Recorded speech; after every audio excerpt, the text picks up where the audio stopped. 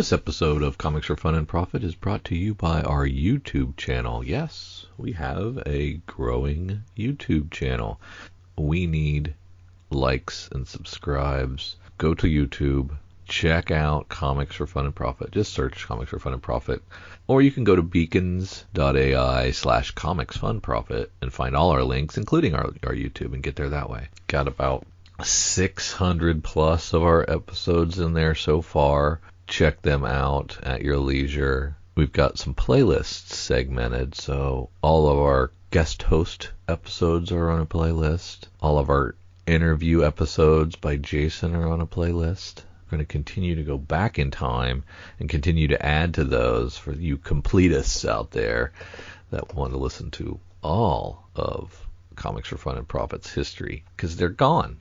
They're gone from Apple Podcasts. They're gone from Stitchers of the world. They have dropped off. I have them on a hard drive somewhere, and we'll get them archived onto YouTube for posterity. So when Kyle and I pass off this mortal coil, Google and YouTube ain't going nowhere. Our stuff will always be around. Please, I implore you. Even if you don't like YouTube or you don't like listening to podcasts on YouTube, I get it. But you like us, or you wouldn't be listening to this. Go to YouTube, like, subscribe. So we don't have there very many. We just started it. So we just started adding episodes. Would love your support in any way you can. Thank you. Aloha!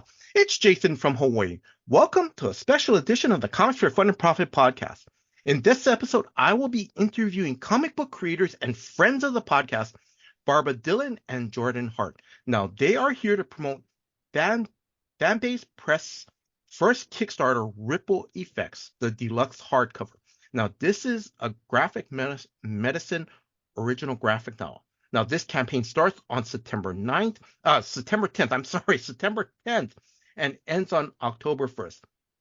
Now, Barbra and Jordan, welcome to the Comics for Fun and Profit podcast. How are you guys doing today?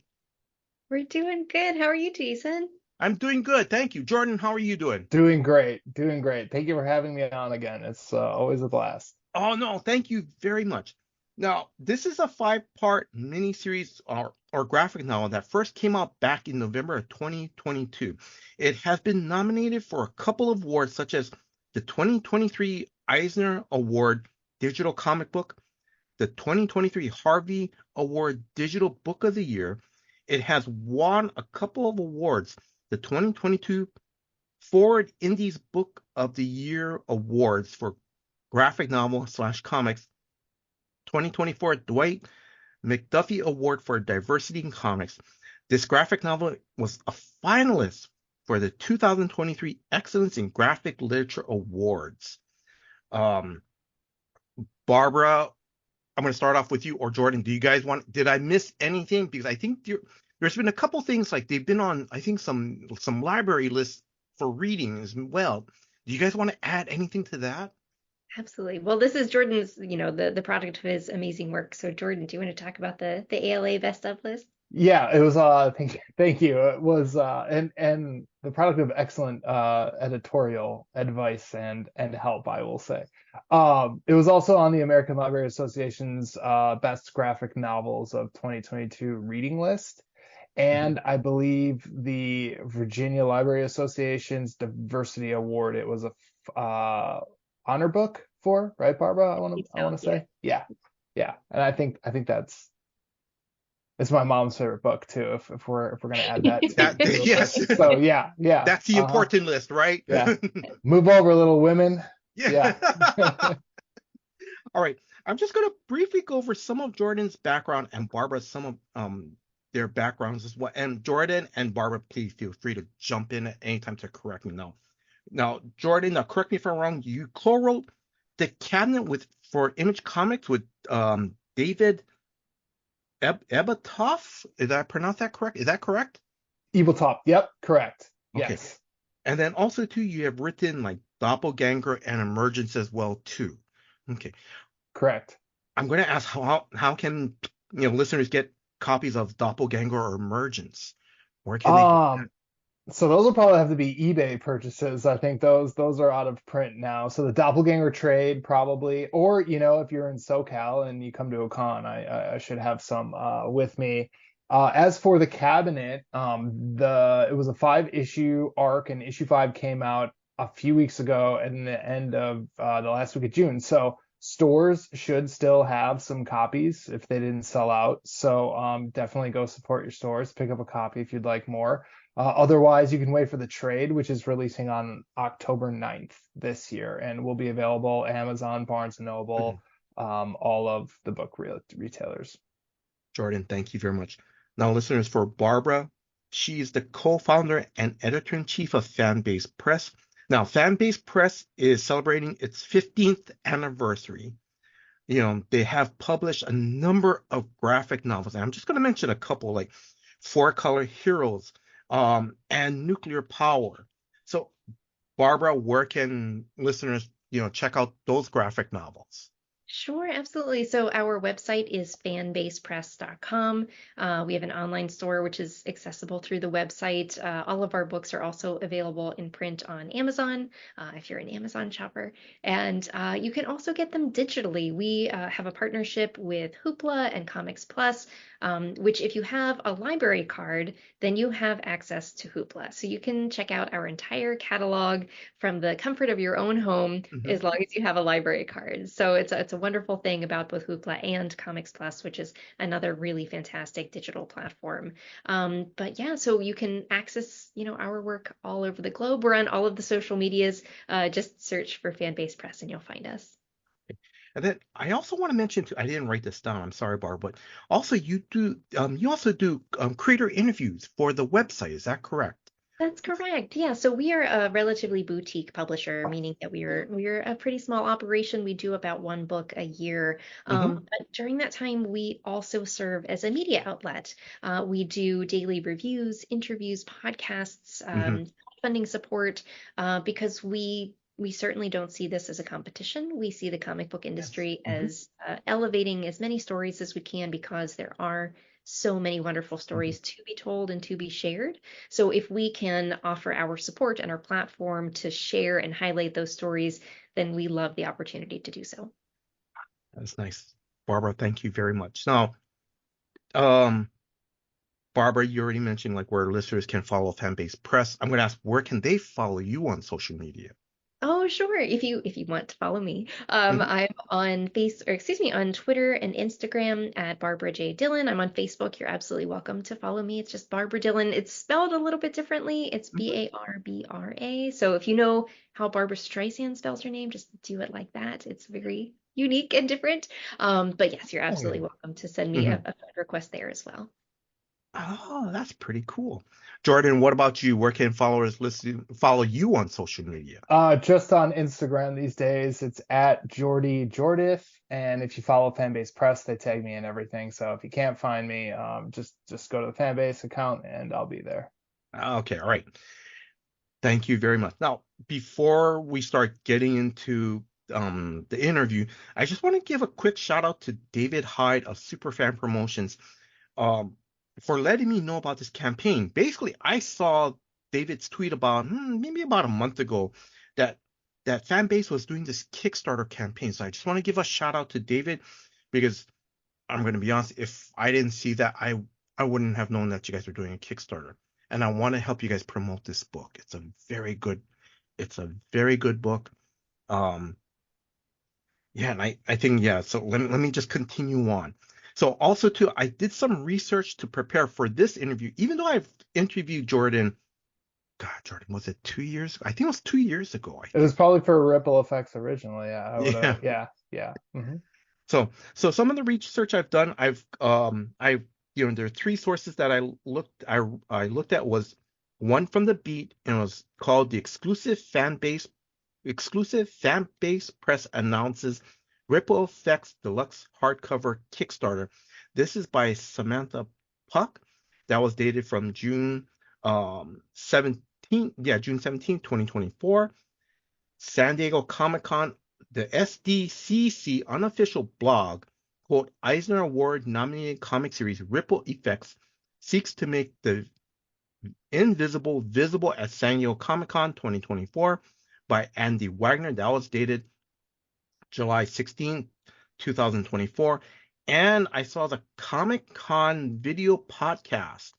Quote, and it's titled Jordan, Hart, and Barbara Dillon on Ripple Effects and the upcoming Kickstarter by Brendan M. Allen. Now, that was released on July 8th, 2024.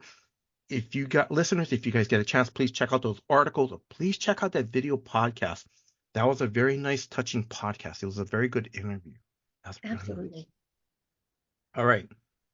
Now, let's just jump into ripple effects. Now, I'm going to quote Amber Padilla, illustrator of The Secret Garden of the 81st Street.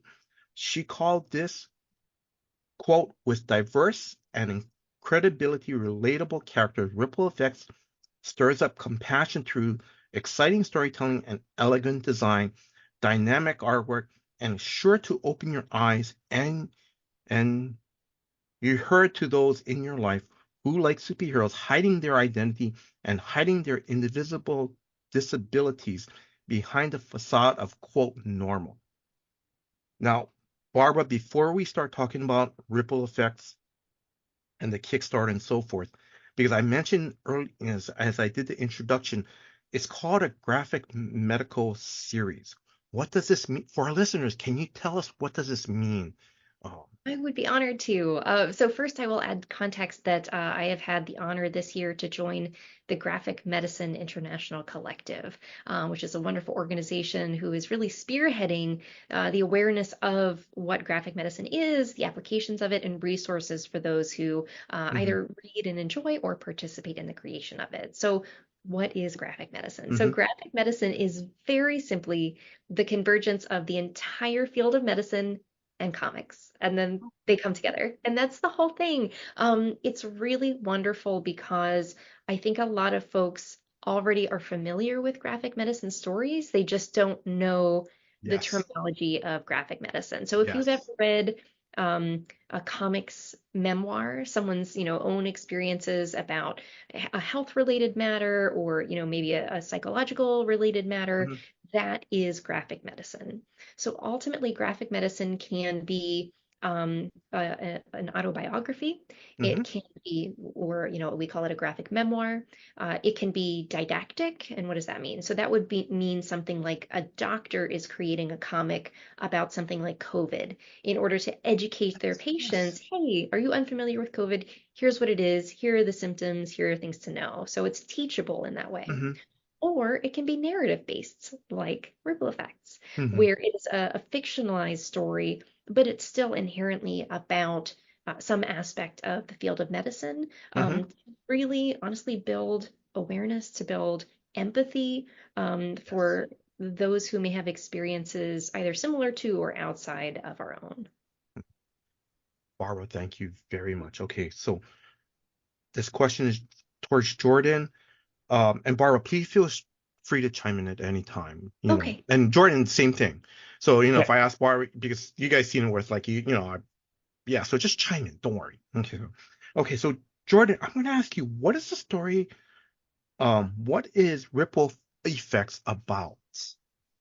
So Ripple Effects is about a young man who gets diagnosed with type 1 diabetes, almost dies from his body acquiring type 1 diabetes, and it came out of nowhere. There's no family history, and that's very reflective of my invisible illness, which is a incurable blood clotting condition. It came when I was 25 with no family history, and was just blindsided by it. So that's what happens to George, our main character. But the difference is, a month after that, he also develops a superpower out of nowhere, and that superpower is invincibility. Nothing can pierce his skin. He can't take any physical damage. It doesn't matter if it's a sharp object or if it's a hot tea kettle. Nothing's going to get through his skin. But that creates a problem as a type of diabetic when he needs his insulin injected into himself. So he is the only one who can penetrate his skin. Therefore, he has to inject the insulin himself, which creates a lot of problems within, his doctor appointments and just, adding extra anxiety to the anxiety we all live with an invisible disability to begin with. So yeah, it really just poses a question of like what if you were invincible, but the only thing that could kill you is your own body, and that's really kind of the Hmm. theme of ripple effects. And it's Hmm. George is afraid to become a superhero because of his diabetes. He is apprehensive to wear a costume, to come out in the public, because Hmm. he feels like with his diabetes, it's basically his kryptonite, and that ultimately would make him, in his mind, a useless superhero. So, now, Jordan, you already mentioned that you have a rare, not Jordan. Yeah, Jordan, you mentioned that you have a rare blood clotting disease. You've already talked about that the story is about George, who just became, finds out he's a type 1 diabetic. Um, how did you come up with this story? You know. I actually came up with this story when I was in the hospital recovering from my diagnosis. I had blood clots, pulmonary embolisms, blood Hmm. clots that start in your leg and go to your lungs. I had more than 10 at one given time. So I was in the Hmm. hospital for a week. Hmm. And yeah, I was just sitting there, and the doctors told me, like, you have to take medication for the rest of your life. Hmm. This is not curable, but you can Hmm. treat it. And yeah, I was laying there, frankly, bored. And like, one Hmm. thing Yeah. about my mind is Barbara knows I can't shut it off, even apparently when I'm on bed rest and Hmm. not doing so well. And yeah, it was just, the idea came to me where I was like, well, what if this was a superhero who nothing could hurt him but his own body? When I Hmm. realized I had to take a medication every day for the rest of my life to stay alive, Hmm. that just felt like a nice plot point for someone who could not be harmed. Hmm. So that's where the idea came, and that was it. That was just that little one line nugget, and Hmm. then it took me, geez, it would have taken, I think, 7 or 8 years until I actually wrote Ripple Effects and actually pitched it to Fanbase Press, which was the only place I took it. It was the only place I wanted to tell Hmm. the story with, and luckily I swung and I hit, which is Hmm. very not common in comics or in writing in general. So very lucky. Yep. Jordan, that's the perfect segue because this question is directed to Barbara. Now, listeners, as I mentioned, Barbara does interviews, and usually towards the end of her interview, she always mentioned stories matter at Fanbase Press. Now, what are some of the criteria do you guys look for when someone is pitching a story to Fanbase Press? That's a really wonderful question. And thank you for, number one, checking out my interviews and Oh, for yes. noting the Stories Matter initiative. So, the Stories Matter initiative is something that we launched in 2010. Hmm. Or no, excuse me, 2020, because that was our 10th anniversary. Ah. And it's really about simply all of us taking time to stop and acknowledge and appreciate the fact of the universality and impact of storytelling, and how Mhm. stories serve as this amazing opportunity for all of us to connect with one another, to see ourselves represented in Mhm. stories, to be able to process things that might be too challenging to tackle, in everyday life. But if they're Mhm. a bit removed from us and we read them in a story, or consume them in some sort of story, no Yes. matter Mhm. the media type, it's incredibly helpful and can help us to heal and to learn and grow Mhm. and connect, and how incredible that is. So we really try, since 2020, since launching that initiative, to offer that to other creators, to take that time to think about how their own stories are impactful, and the impact that they have seen from bringing that story into the world. Um, with regard to the stories that we select to publish, I mean, like Jordan noted, he brought this story to us and we immediately loved it and wanted to publish it. We were like, does he really want us to publish it? Is he really? We were just so thrilled and so honored by him sharing this wonderful and personal story that was just so well written. We were very eager to help him and provide a home to bring it into the world. And so for us, I think what really rings true throughout all of our titles is that they leave readers with a sense of resonating characters and Yes. storylines that not only may be impactful to you based on, whomever you may be, especially for marginalized individuals, no matter what that means. It doesn't have to Hmm. necessarily be ethnicity. It can be, like with Ripple Effects, invisible illnesses and Yes. disability, so many different things. But we want to really leave the reader asking questions, having conversations with people, because we Yes. feel that that is simply the continuation of, the impact of storytelling. No, thank you, Barbara. Thank you very much. Jordan, this is going to be a little bit off the cuff question, but it kind of ties into the story. Was there a particular reason why you chose type? Well, just I know it's in the graphic novel, it's specific type 1 diabetes, but any particular reason why you chose diabetes?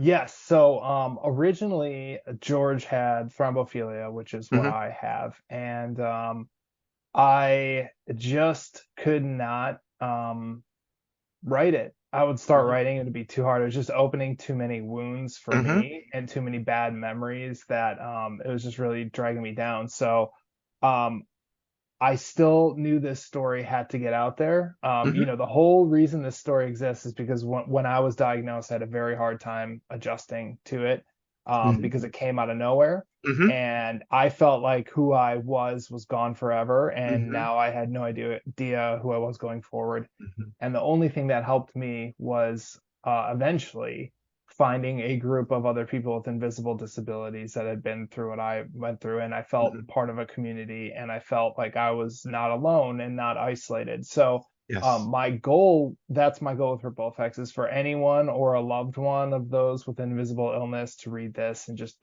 know that they're not alone, know that there's a whole community out there for them that can help and Hmm. support. So knowing that being my mission, Hmm. uh, I decided I had to give George a different invisible illness, and luckily, one of my best friends has been a type 1 diabetic since he was 7. He's Hmm. also a comic reader and he's also a writer. So Hmm. I was able to really lean on him to give me all of the diabetic input and knowledge and help Hmm. to tell an accurate story, because that is what really mattered to me, was telling an accurate story. Hmm. So I knew with him he could help Hmm. me do that, and then I could work in the emotional side Hmm. and like the mental side of things. But the physical, and actually there's an issue 2, or in chapter 2, if you read the trade, uh, there's like the flashback of how George got sick as a 25-year-old, Yes. how it went to him and he Hmm. almost went into a coma.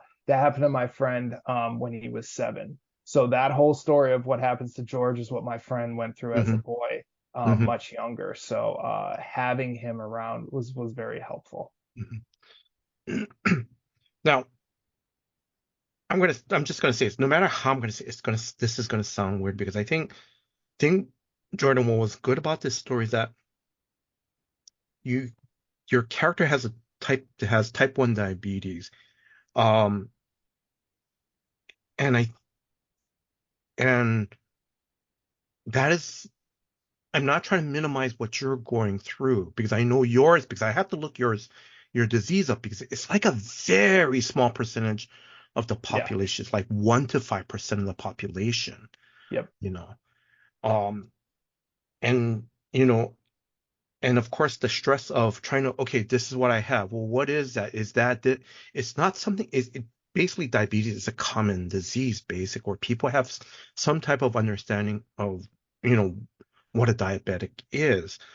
And also too, but also what's really interesting too is that um because this graphic, and Barbara, please, like I said, please feel free to jump in. Don't, please, it's okay.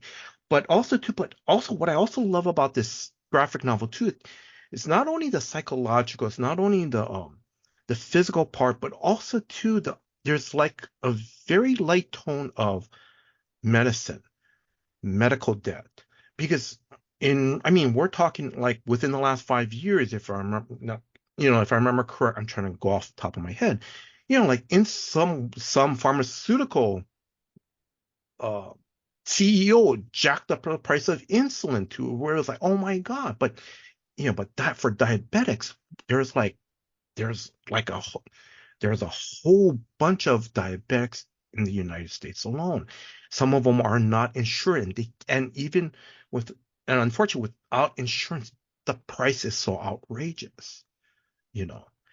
And then I think just recently, and like I said, please correct me if I'm wrong, because I think recently, like I think, and I'm not getting political, but like Biden and Harris were trying to control the cost of insulin by trying to cap it at $35. And that makes sense because unfortunately, a lot of low-income family and a lot of diabetes affects basically everyone across the board, no matter what social economic status they are. So, but yes, like I said, thank you very much for using that in this story. Thank you. And I have to give credit to Barbara and Brian for that. That was Barbara, I'll let you talk, but I know having that was very important to both of you too, that side of things. Yeah, I mean, I will say that that very much came out of Jordan's. I mean, I remember the pitch deck, and he had the percentages of how many people are impacted in the country by type 1 and type 2 diabetes, Yes. and information on his own condition of thrombophilia. And I think it was important for us to see, because we very much wanted to stay away from a story where diabetes is the conflict to overcome, where that is the villain of the piece. Yeah. Yes.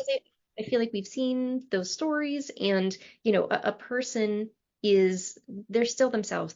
They're still a person, no matter what health issues or other challenges, barriers they're facing in their lives. So we didn't want this story to be, how do I overcome the fact that I have diabetes? We wanted it to simply be, this is a person who happens to have diabetes, and he also happens to have superpowers. So made a much more dynamic story, but the reality is that, and Jordan can speak to this much more, but there are a lot of other impactful mental and emotional consequences of having an invisible disability or illness, or a visible one for that matter. Like, as you mentioned, Jason, like medical debt. Everyone may not have access to insurance, or even that insurance may not be as beneficial financially as is needed. That can cause its own stress, its own anxiety, which then exacerbates someone's well-being. That is absolutely, a three-dimensional, whole-bodied story about someone who has something like diabetes. So very much credit Jordan for bringing all of that to light. And I think for Bryant and me with Fanbase Press, we simply wanted to lean into that to ensure that it was something acknowledged and noted as another barrier, another challenge that folks have to deal with. Jordan, do you want to add anything to that? No, yeah, it's just the big thing is, I think what people don't understand is medical debt. Unless you've been sick or you have a loved one who is sick, it gets I mean, I would say it gets out of control quickly, but it comes in out of control. And I don't know if it still is, but I remember at the time of writing Ripple Effects that medical debt was one of the leading causes of bankruptcy in the United States. Yes, unfortunately. So that is like, I think that's a really hard thing for me personally, where you're going through basically trying to stay alive and trying to recover and everything, and then I had to worry about insane hospital bills with insurance. Like still with insurance, I had to go on payment plans and stuff like that, and it's just something I feel like we don't really talk about, and we just really wanted it to seem real and not preachy, you know what I mean? Yeah. Like that is, and then that's like, so why it's in there subtly, because it's the reality of being chronically ill. No, but thank you very much and that's the thing. One of the things I loved about Barbara and Jordan, that's the thing I love about Ripple Effects, is that even though George has diabetes, he has, medical costs. Well, let's go back he talks about the diabetes, but it's not the focal point of the story. It's in what he's dealing with. And also too, again, it's Jordan, like you said, the subtleties of, the medical debt, like literally in the first 2 or 3 pages of the first issue, because George is still, well, kind of quote unquote living at home. It's so cool that you have him living in a trailer in the backyard of his parents' house, and that trailer looks pretty cool. That looks cool. All right, I gotta lighten this up a little bit, but that's pretty cool. I was like, oh man. Yeah. And then Jordan, I'm just making fun because I want to lighten this up. One complaint about George's trailer is it's too neat. What is that? That's true. That's true. Yeah. I'll Bruno's not here. I'll say that Bruno drew it too cleanly. So that's on him.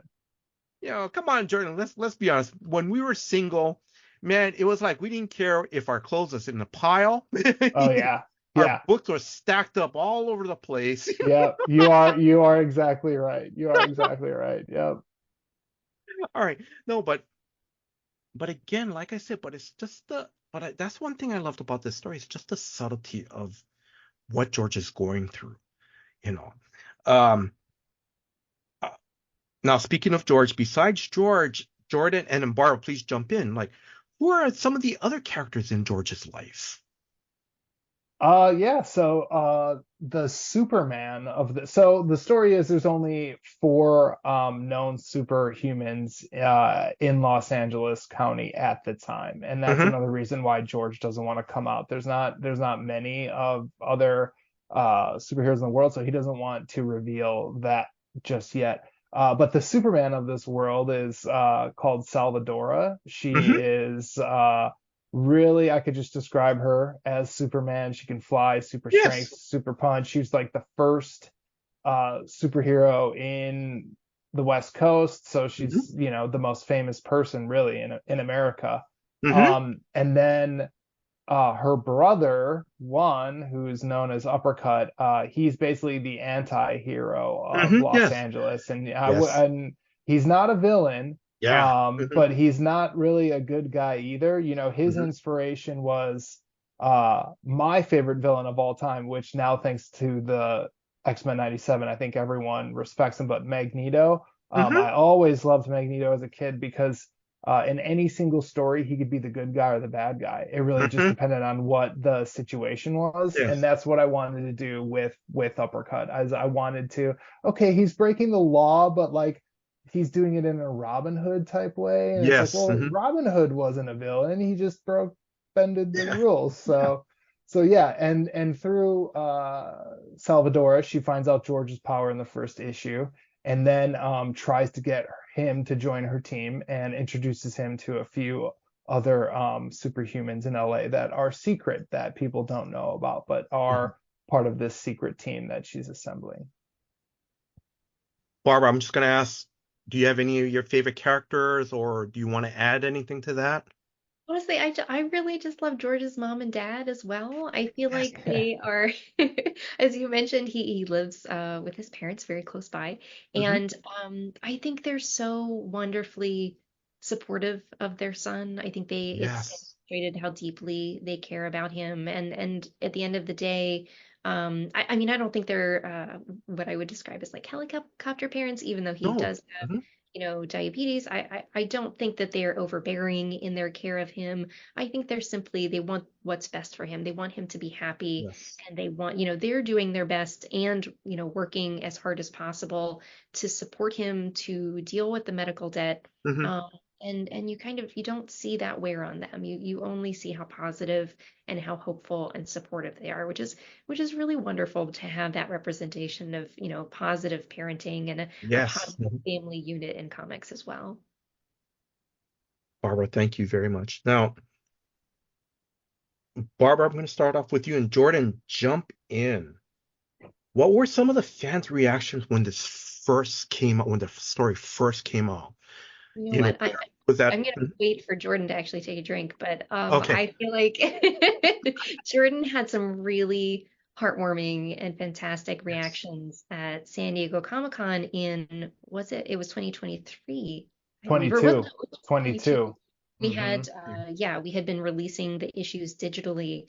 So Jordan, I'll turn it over to you to talk about what that was like. Yeah, so in Comic-Con 22, we didn't have the trade yet, so we Mm-hmm. did a convention exclusive single issue of Ripple Effects number Oh, one nice. and brought it to the table, which was a lot of fun. And yeah, it was really the greatest reaction to see people seeking it out that have invisible illnesses. And over the 5 day run of the show, there were multiple people that told me that they've waited years. One person said she waited her whole life to see a superhero like them out there, and Yeah. that they, were so excited and just so thrilled to see, a superhero with an invisible illness, to which Barbara Yes. said it's a part of his life. Yes. It's not a story plot Mm-hmm. that he needs to defeat. And that was really the greatest feeling of all. That's better than really anything. It's like, to create something from scratch and see it impact Mm-hmm. people and be told that it's really been the highlight of my career, and I'd say my whole creative career outside of writing. Just yeah, it's been great. That's really nice. Jordan, thank you very much. I just want to mention quickly because in each issue, you guys, there was like the unseen Ripple essays. Jordan or Barbara, whoever, and like I said, please answer, both of you, please answer like, um, one, how did you guys come up with this? How did this come about?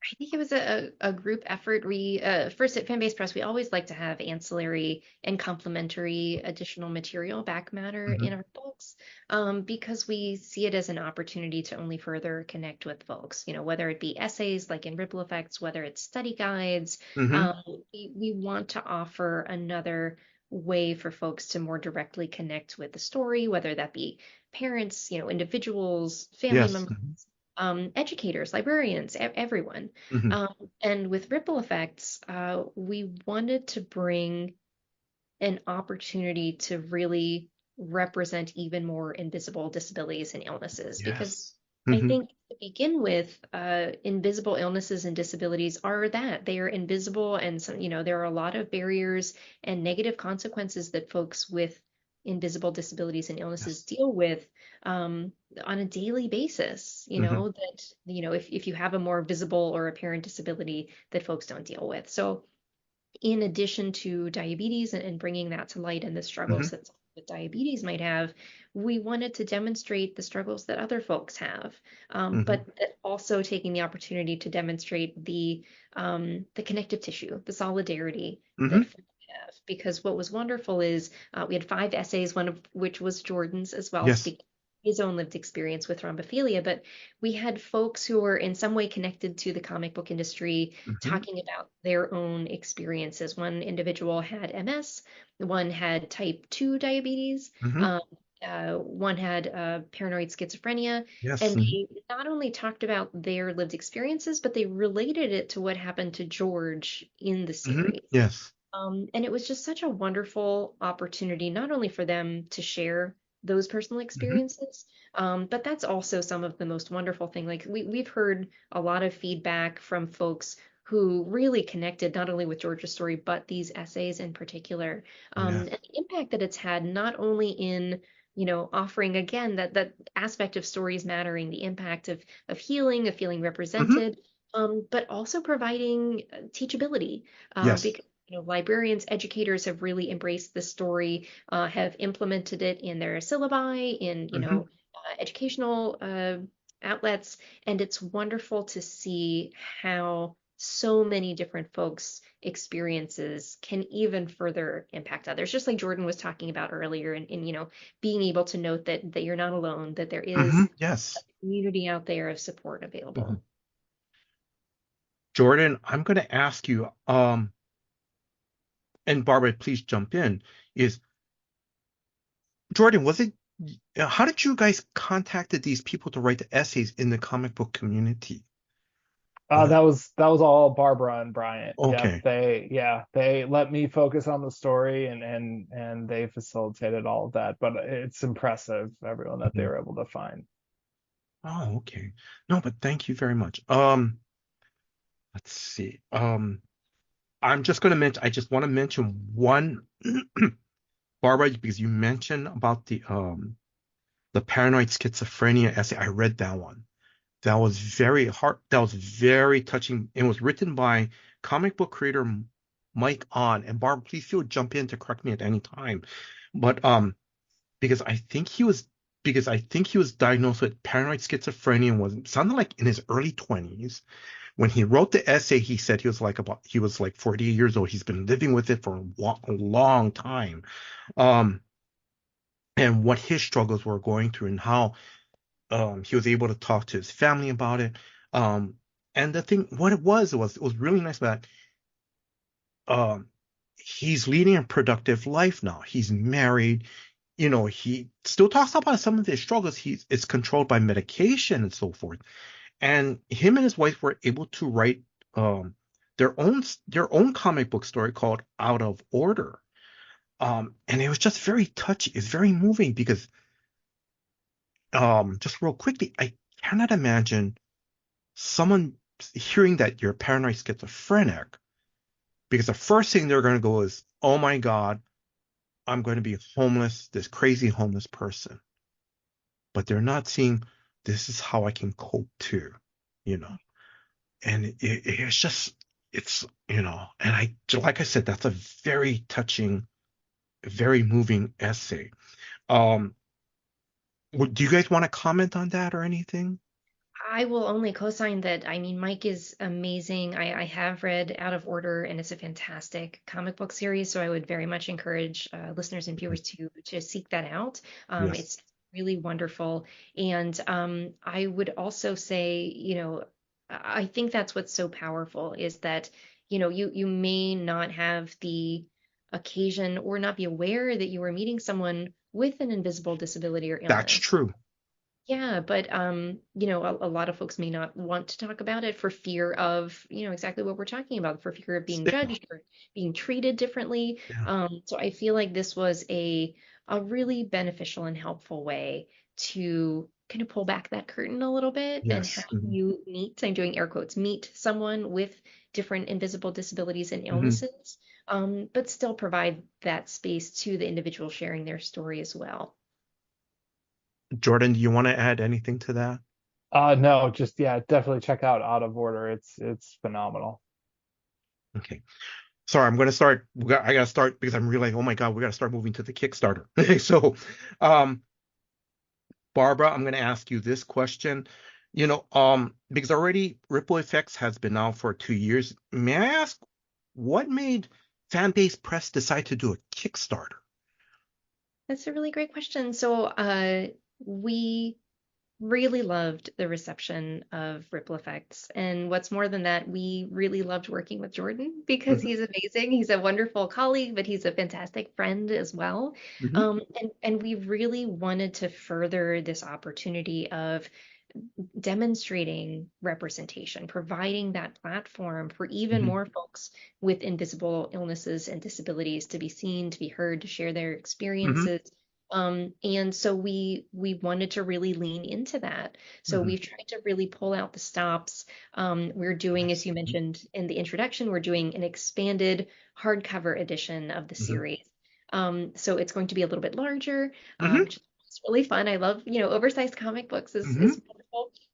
But it's going to have a foreword by Eisner winning writer Gail Simone, who is simply phenomenal. Hmm. It's going to have two study guides, one by Yes. Eisner nominee Tim Smythe, another by literary supporters and advocates Creators Assemble. Hmm. We're going to have an after credit sequence, so a new mini story created by Jordan and our artist Bruno Chirlu. We're having a brand new cover created by returning cover artist Justin Hmm. C. harder. And it's absolutely gorgeous. So we're just so excited to be working with all of these people. And perhaps most excitedly to really lean into that representation and Hmm. that, awareness. We are doing an art gallery, and we've asked kiddos Yes. who have invisible disabilities and illnesses, everything from autism spectrum disorder to Hmm. rare forms of meningitis and cystic fibrosis. Hmm. They are drawing themselves as superheroes Hmm. and really sharing what it is about themselves as individuals that makes a superhero. And then Hmm. we've paired them with professional comic book artists to make a Yes. fully realized rendering of the kiddos' artwork. And we're actually auctioning all of the artwork off. So our Kickstarter campaign launches on September 10th. On Hmm. September 11th, we are very fortunate to be hosted by David Embouer from Killer Queens, Canto, Ghostbusters, Firefly. Hmm. He's hosting us on his Whatnot stream on September 11th. We're auctioning off all of the artwork. All Hmm. of it is going to benefit the Make-A-Wish Foundation. Hmm. Super excited about that as well. Jordan, do you want to add anything to that? No, I was just honored that they asked me to do ripple effects for their first Kickstarter, and Hmm. it's been great. And I think the hardcover really lends itself for great use in schools and libraries and everything that we've Yes. always really wanted. So very exciting. And you know what, Jordan, I'm going to jump into that um because Barbara, because I think if I remember correctly in one of the previous interviews um that the Ripple Effects graphic novel is being taught in some of the college courses. Is that correct?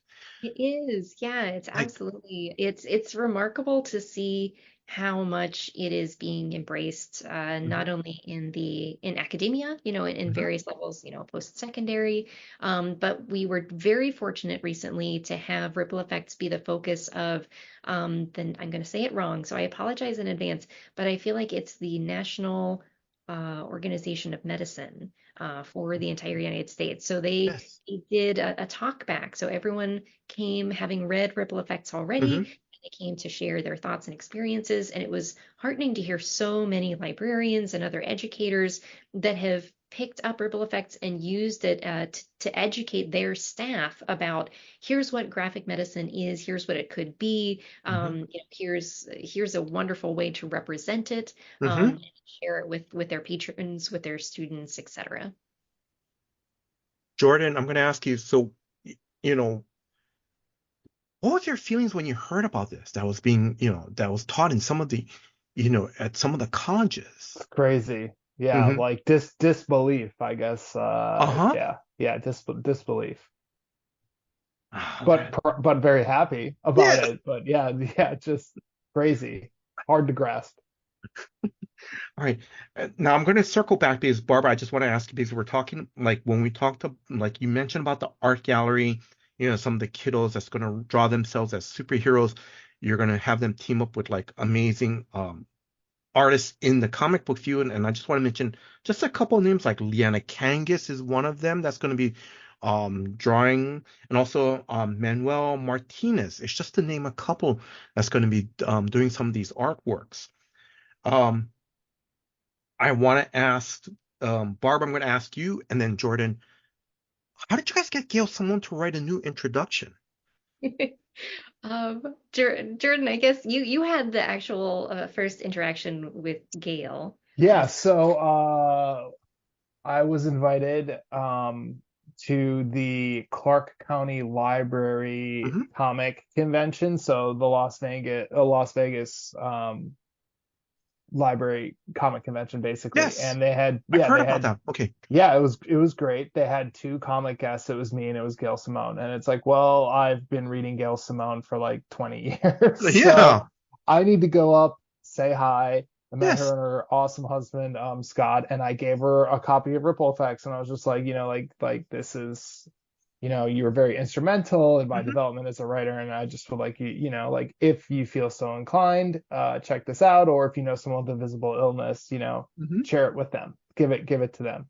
And like a few months went by, and then just out of nowhere, she released like a 10 or 12 post Twitter thread just after she had read Ripple Effects, spreading the word about it and saying that she really loved it. Yeah. And out of nowhere, we were not expecting that. So then Yes.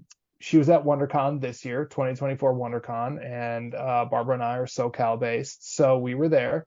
And Barbara met her and later asked if she'd like to write the foreword, knowing what she thought of the book. And Hmm. yeah, she agreed. And it's another disbelief moment for me with this book. It's just like every month something crazier happens. Just when I think it's done, it's just more wild stuff happens, which is great. I have to say, Jordan, for you, this is, I'm going to go back, and I'm sorry because of how this all started for you. It's unfortunate that this came out of no, that, you know, you know, it, you got blindsided with a very rare blood clotting disease. And because and correct me if I'm, because I'm trying to remember your essay is like, what am I going to do? How am I going to live type deal? It's, you and then almost maybe about what, it's been about 10 years since you thought about the story. Now it's finally coming to Yeah, light. yeah, Who would have thought that, you know, that all this is coming to, everything is literally turning up roses for you to, you know, be at that one convention where it's you and Gail Simone, as two, mm-hmm. and then all of a sudden, and then you're hearing that, your book is being used at, certain medical libraries, you know, because all you're thinking of is, I just want to write a story to tell people, to share my experience of what I go through. And, but it's just, it's just growing. It's Yeah, amazing. yeah. What are your Yeah, thoughts? it's very surreal. It's Hmm. very surreal. Like if you would have told me after, I mean, the whole reason I wanted to write was because I was on bed rest for 3 months and bored. I was like, I have to do something. So like, Yes. had I never gotten sick, I don't know if I'd even be a writer right now, which is really crazy to think about. And yeah, when I was in the hospital and everything, and everyone says this, something good's gonna come out of this, this is happening to you for a reason, all that stuff. Hmm. It's like you don't believe it. I didn't believe it. I was like, Yes. whatever, this sucks. Like, Yeah. like Yeah. no, nothing good is gonna ever happen from this. And it did. And I feel like yeah, it's just like a lesson to keep going. Hmm. Statistically, I should not be here, and I am. And I just made the decision at one point to be like, I'm gonna make it count, you Hmm. know? Yes. And I feel like Ripple Effects is making that count. So yeah, I'm very, very proud of it. That's very nice. Jordan, thank you very much for sharing that. Um, Sorry, because I know we're slowly running out of time. Um, Barbara, I'm gonna go back to you because now correct me if I'm wrong. What now? During one of the interviews, I think one of the tier rewards is if someone backs the project, there's a chance that they could donate it to a library, or please explain that a little bit more. Absolutely. I mean, I think Jordan mentioned a moment ago about the accessibility that we want this book to have with Yes. schools, with libraries. And so we also very much value all of the tremendous work that libraries specifically and schools as well are doing right now in the face of growing calls for Hmm. censorship. I Yes. mean, librarians especially are really, and I don't want to exclude educators, but we see very frequently in the news that librarians are on the front lines of these calls for, whether it's all out book bans, whether it's censorship, Hmm. generally just the challenges that a lot of books, comics specifically, are facing right now.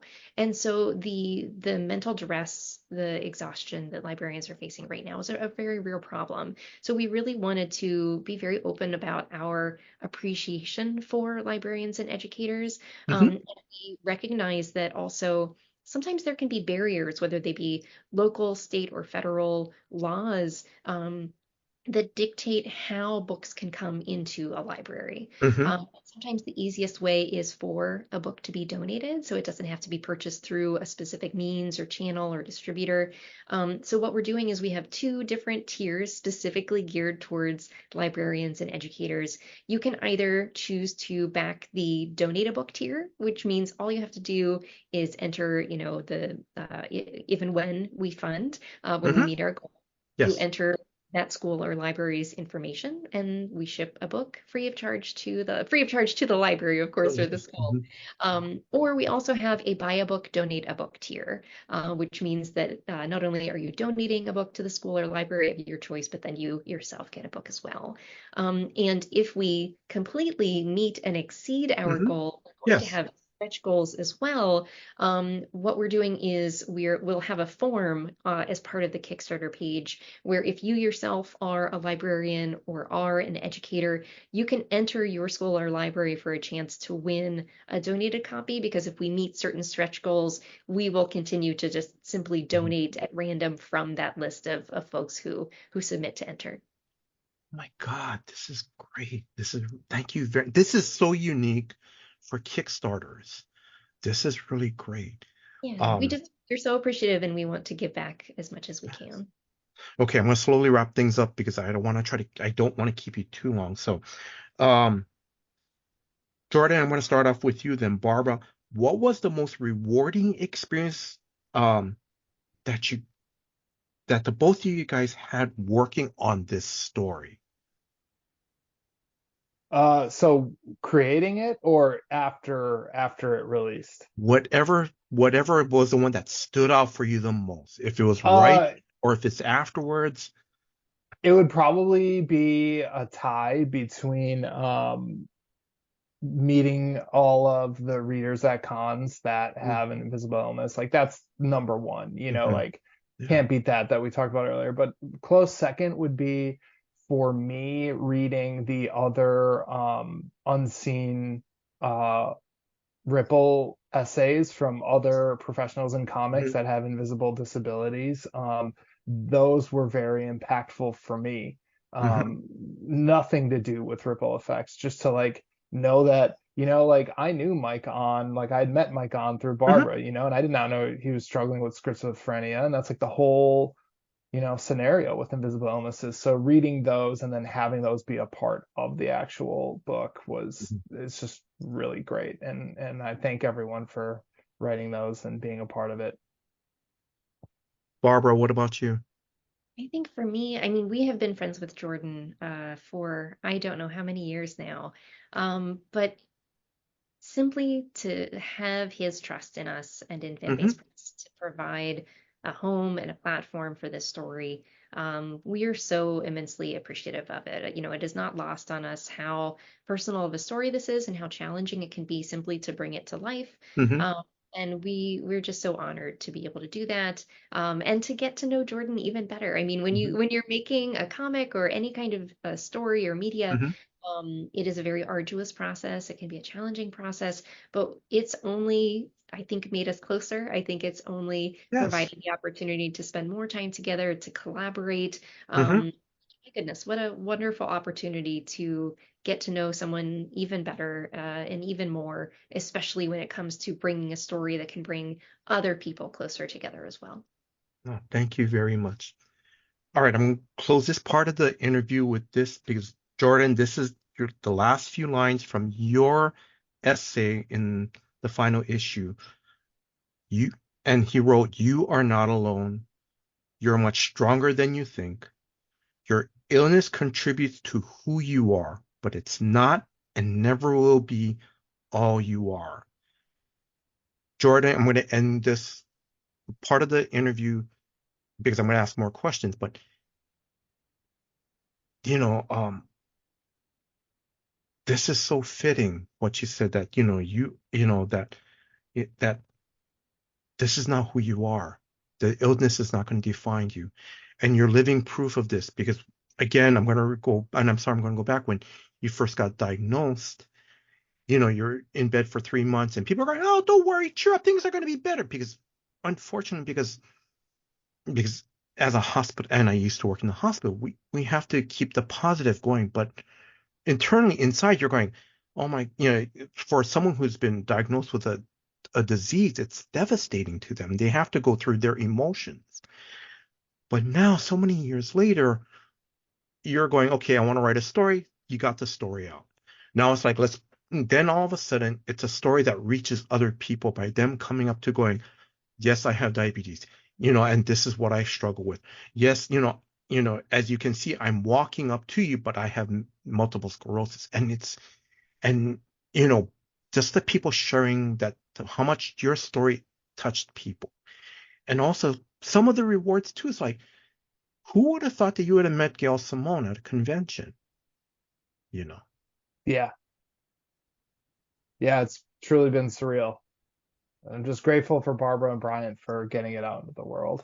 And then And also getting it. too, one more thing I'm going to add. What the topping on this too is that also too, when you're struggling with this, it was you and your fiance going through this. Now you're married too. Yeah. Because that, because like you said, you're like, you didn't know how, you didn't know what the lifespan was, but now it's like you're living a very full, productive life. I think, yeah, that's all I'm going to say. Do you guys want to add anything to that, or? You said it all for me, but yes, I agree. I will. We are very fortunate to have Jordan here, to have him Mhm. share his story, and to have it connect with so many people, and hopefully, with this expanded edition, to connect to even more people and to reach even more people, so that they can feel seen, they can feel not Mhm. alone. All right. Actually, I'm going to ask 3 more questions because I'm sorry, I'm kind of running. Are you guys okay? We're just running 5 more I, minutes. No, I you can need, probably do 5 minutes, but then I'll have to run no, after that. yes, okay. Jordan, I'm just following up to see last time we talked, the Hasbro Lab Marvel Legends Galactus. Did you get yours? Yes, it's in the garage, sadly. Not on display, but I do have one. Oh, that's nice. All Of right. course. Barbara, now I know you have 2 daughters, 2 very beautiful daughters. Have you and Bryant, your husband, been to Hawaii? We have never been. We would love to. And being so close in Los Mhm. Angeles, we would really love to, but we have not had that fortune just yet. Okay. All right. Then last, we're going to just wrap this up. Jordan, I'm going to start off with you. Any closing words to our listeners? Thanks for the time. Thank you for having us on. Thank you for, keeping comics going. Everyone says comics are dying, comics are Mhm. going away, and they never will. Yes. I think, they've been saying that forever, and they're still here, and it's a great art form, and it's a great medium, and yeah, I just appreciate everyone that's listening and keeping it alive. Thank you. Barbara? I want to say a huge thank you not only to the listeners, but to you, Jason. You've been doing this for such a long time, and you are always so gracious to us here at Fanbase Press and all of our creators. And we just appreciate your support of the comic book industry as a whole, of the creators and the stories being told. So thank you for doing your part to elevate all of these amazing stories as well. Barbara, thank you very much. Barbara, Jordan, mahalo. Thank you for giving me an opportunity to interview. Thank you very much for making comics. Thank you very much. Now, I wish you all the success with your Kickstarter campaign, Ripple Effects, the deluxe edition. This campaign starts on September 10th and ends on October 1st. Now, if you are a new comic book reader or a lifelong comic book reader, please check out Ripple Effects. This is a great story where someone dealing with a chronic illness and also dealing with a life-changing event that also deals with a life-changing event as well, as such as if they're starting a new job and they're starting a new relationship. And what I really love about this story is how George is going through different stages of coping with his illness. Now, this is not the focal point of the story, but it shows how he deals with it, while trying to be like a new superhero. And that's the thing I love about this story. I want to thank Drew, the co-host of Comics for Fun and Profit, for putting this episode together. Drew, thank you very much for all your hard work behind the scenes. And if you are a new listener, please check out new episodes that comes out every Saturday. And I want to thank you, the listeners. Thank you for your time. Thank you for listening to this episode. Until next time, guys. Aloha. Our LCS is Cowabunga Comics, Lake Country, Wisconsin's best pop culture destination for new comics, back issues, gaming, retro video games, vinyl, and figures. Give them a call, 262-569-9999. Check them out online at cowabungacomics.com or follow them on Twitter at Incredicow. They are our LCS, and we utilize their deep discount mail order service to bring Oconomowoc, Wisconsin closer to us. They'll take care of you. Tell them Drew and Kyle sent you. Say hi to Eric and James from us. If you need an LCS, you can't go wrong with Cowabunga Comics.